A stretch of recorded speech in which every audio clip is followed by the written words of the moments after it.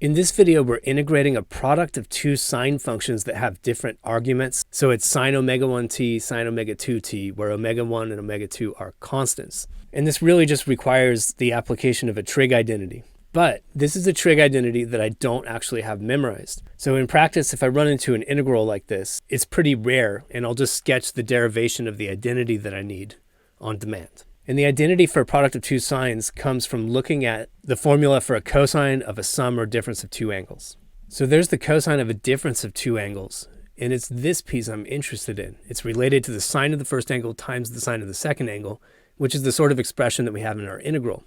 If we look at the cosine of a sum of two angles, we get a very similar expression, but the sign changes in between the two terms on the right-hand side.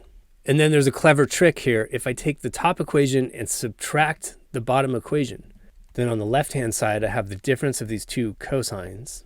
On the right-hand side, my cosine terms cancel out because I'm subtracting these two equations, but my sine terms survive. So I have one of these minus negative another one of these, and I get two of these, 2 times sine x sine y. Then all I have to do is divide both sides by 2, and I've got my new identity. So we apply our identity to this integral, and I'm going to pull the 1/2 out in front. And the product of these two sines is transformed into 1/2, and then the cosine of the difference of these two arguments. And I'm going to go ahead and factor a t out of that while I'm working. So omega 1 minus omega 2 t minus a cosine of the sum of these two arguments. Again, I'll factor the t out as I go. So omega 1 plus omega 2 times t. And again, those omegas are just constants, so their sum and difference is also just a constant. Now we need the antiderivatives of these two terms, and it's just a cosine of a constant multiple of t. So using the chain rule backwards isn't too hard here. I end up with 1 over that constant times the sine of that constant, omega 1 minus omega 2 times t.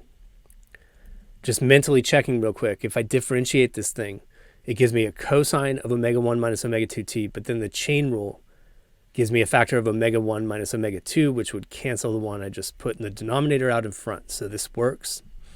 And the second term is similar. I end up with a 1 over omega 1 plus omega 2 times the sine of omega 1 plus omega 2 t. And I'll just clean things up a little bit by writing each term as a single fraction and distributing the factor of 1/2. So there it is in its cleaned up form, and this was an indefinite integral, so we still have to tack on a plus c, and we're done.